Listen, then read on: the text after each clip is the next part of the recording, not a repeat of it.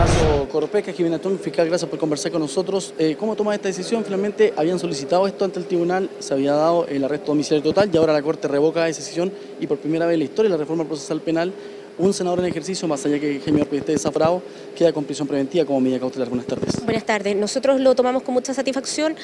Nosotros desde la primera petición que hicimos al Tribunal de Garantía estimamos que la medida cautelar de prisión preventiva era aquella necesaria para garantizar los fines del procedimiento y para salvaguardar la seguridad de la sociedad. Creemos que el Tribunal, en una resolución que nos parece muy sólida, lo que ha señalado es que efectivamente reside en este caso el peligro para la seguridad de la sociedad y además se ha pronunciado muy categóricamente respecto de la gravedad de los delitos investigados. Ahora, para que la gente entienda un poco, ¿qué opciones tiene la defensa de ponerle un alto a esta decisión del Tribunal del SAA? A ver, la medida cautelar de prisión preventiva, como todas las medidas cautelares, son esencialmente revocables. Con nuevos antecedentes, la defensa va a poder solicitar al Tribunal de Garantía la revisión de esta medida cautelar tantas veces como la defensa estime necesario, y eso sin perjuicio del ejercicio de algunos otros recursos extraordinarios que a nuestro entender no proceden, pero que en algunos casos han sido interpuestos por las defensas, como el recurso de amparo. Esta resolución de la Corte en sí misma no es recurrible ante la Corte Suprema. Esta decisión del Tribunal Fiscal, para usted le da la razón lo que planteaban de que por la reiteración de los delitos, por el tipo de delitos que cometió Jaime Orpiz y que usted han indagado en este caso, además también de que él era funcionario público, hacen que justamente la medida cautelar tenía que ser la más gravosa. Así es, el Tribunal ha dialogado en torno a los conceptos de peligro para la seguridad de la sociedad y también respecto de la gravedad del delito se ha pronunciado, como digo, de manera categórica en el entendido de que estos delitos son efectivamente delitos graves y como tales la medida cautelar proporcional es la de prisión preventiva. Fiscal, gracias por conversar con nosotros.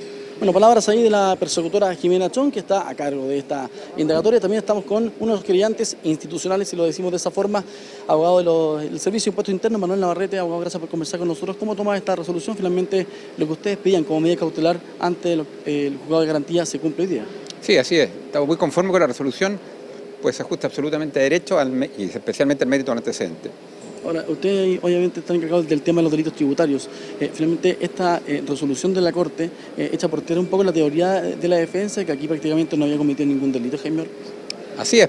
La defensa ha tratado infructuosamente de decir que aquí no existen delitos tributarios, sino que este es un tema solamente de platas políticas o donaciones.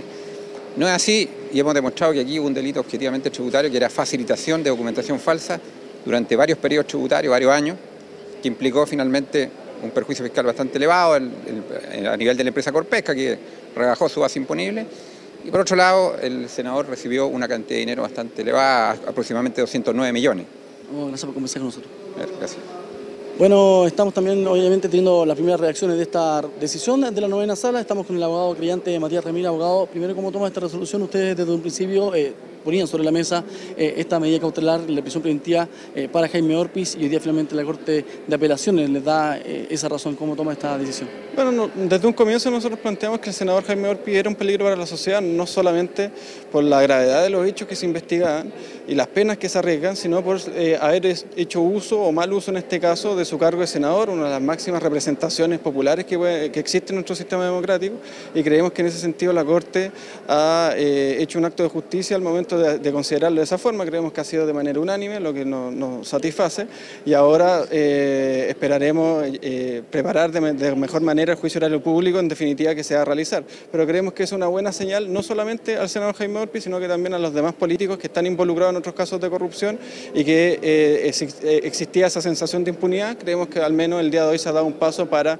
desmitificar esa situación. Esa es la señal que para ustedes como creyentes importaba también que dieran los tribunales, teniendo en cuenta que fue un fallo unánime, puede ser también resultado de la contundencia que incluso ante el juzgado de garantía, ustedes como creyentes y también la Fiscalía daban los antecedentes al tribunal respectivo y que no se hayan tomado en cuenta justamente para la medida cautelar de prisión preventiva. No, claramente, no, si bien acá la prisión preventiva tiene un efecto solamente respecto al senador Jaime Orpiz, y creemos que existían los antecedentes para aquello y que no habían sido ponderados debidamente, también hay un efecto que no deja de ser menor respecto a estas causas de relevancia política. En ese sentido, creemos que ahí también se avanza y la señal en ese sentido es contundente, no solamente ahora de la Corte de Apelaciones de Santiago con esta votación unánime, sino de que también en la dirección que ha tenido el Ministerio Público, particularmente la fiscal Jimena Chong en este caso, y eventualmente otros formalizados que en esta causa, a raíz de la tramitación de la ley de pesca, también van a ser sindicados en este caso como eventual receptores de soborno en este caso. Es un mensaje también para quizás el Ministerio Público, pero para las otras causas de financiamiento irregular de la política, caso Penta, caso SQM. Sí, yo creo que sí. Creo que acá se da una señal que si las cosas se hacen bien, con seriedad y tratando de buscar la justicia en este sentido, sí se pueden tener buenos resultados. Y en este sentido, quizás en otras causas, particularmente en Soquimich, donde se han hablado mucho de salida alternativa o de juicio abreviado, esta es una señal distinta en el sentido de que acá se va a llegar hasta las últimas consecuencias y lo que se busca en definitiva es que de manera histórica un senador de la República sea condenado, no solamente por cohecho, porque defendía los intereses patrimoniales de Corpesca en este caso, sino que también porque defraudó al mismo Estado que él representaba. Creemos que esa es una buena señal y esperemos que así siga en el curso de la investigación de Corpesca. Gracias por conversar con nosotros. Muchas gracias. Bueno, palabras ahí de uno de los querellantes también, Matías Ramírez, abogado que representa al diputado Hugo Gutiérrez. Hablábamos también con la persecutora del caso, Jimena Chong. Hablamos también cuando se conoció este fallo unánime para revocar la medida cautelar de Jaime Orpiz con su defensa, que decía que no compartía claramente los argumentos del Tribunal del Sada Capitalino, sobre todo porque no creen que el desaforado senador ex UDI sea un peligro para la sociedad. De esto se concreta algo histórico. Yo te mencionaba, Viviana y Claudio, es la primera vez en la historia de la reforma procesal penal que un senador, más allá que esté desaforado, senador en ejercicio, al fin y al cabo, tenga una medida cautelar como la prisión preventiva. Eso es algo histórico que se concreta ahora después de conocer esta votación unánime de la 9ª Sala de la Corte de Apelaciones de Santiago. Exacto, Felipe, y durante las largas jornadas en las cuales se estaban analizando las medidas cautelares de Jaime Orpiz, tú lo planteabas muchísimas veces que llama la atención lo gravoso de la medida cautelar, algo que siempre fue pretendido tanto por la Fiscalía como por el Consejo de Defensa del Estado y por los abogados querellantes en esta causa. Para ser precisos entonces, lo que dice la fiscal Jimena Chong, que esto se debe a la gravedad de los delitos.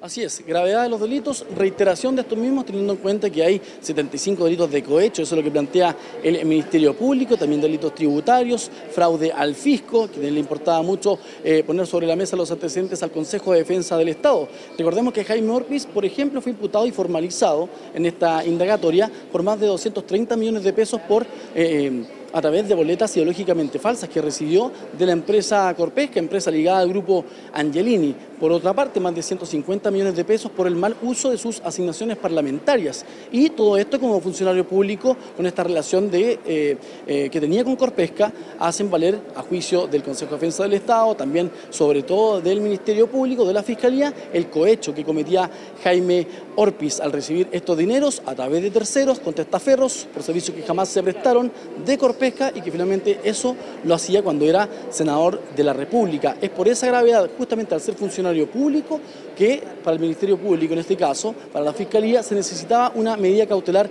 gravosa, como lo era la prisión preventiva, algo que exigieron ante el cuarto juzgado de garantía, pero en aquella oportunidad el tribunal solo había decretado el arresto domiciliario total y arraigo nacional para Jaime Orpiz, que recordemos tuvo que renunciar a la Unión Demócrata Independiente por esta indagatoria en su contra, y hoy día la 9ª Sala revoca esa decisión y pone una medida cautelar más gravosa, como es la prisión preventiva. Viviana.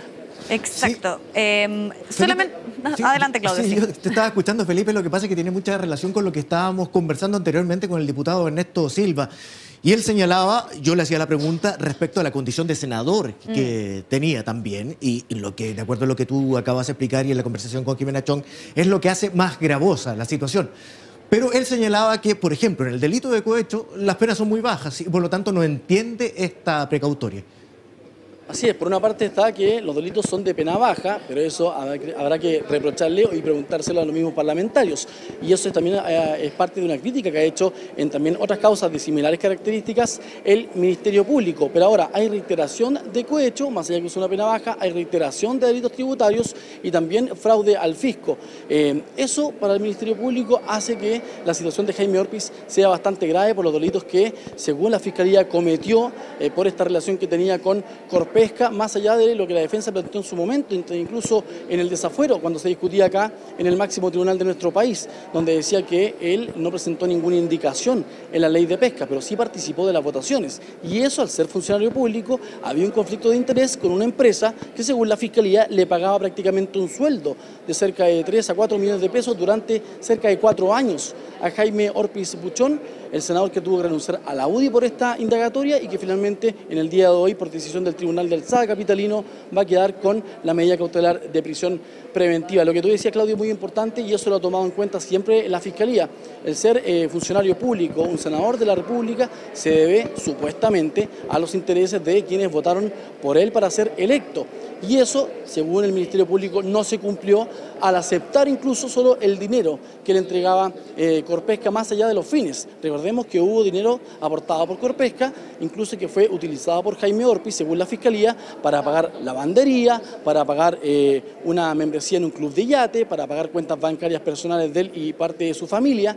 Y esos antecedentes hacen que para la Fiscalía no había otra alternativa de medida cautelar que la prisión preventiva. Justamente también había pedido, por ejemplo, arresto domiciliario nocturno para Francisco Mujica Ortúzar, el ex gerente general de Corpesca, y se esperaba que la medida cautelar de Jaime Orpis fuera mucho más gravosa a esa. Y por eso habían solicitado la prisión preventiva, algo que no se concretó en su momento y que ahora finalmente la 9ª Sala de la Corte de Apelaciones revoca y decide decretar esta medida cautelar, la prisión preventiva a Jaime Orpis Buchón, el senador desaforado, ex UDI, por el caso Corpesca. Claudio, Viviana. Ahí está, Felipe, entonces, explicación clara, contundente de lo que estábamos conversando anteriormente y le preguntábamos en sus reacciones tras conocida la información al diputado Silva, con quien estábamos estableciendo una comunicación, una entrevista. Lamentablemente no se pudo continuar la noticia, la obligatoriedad de lo que estaba ocurriendo ahí en tribunales. Por supuesto, le pedimos las disculpas del caso y también a ustedes que estaban escuchando esa entrevista. Mientras tanto, gracias, Felipe, nuevamente. Nos vamos a la pausa y ya regresamos.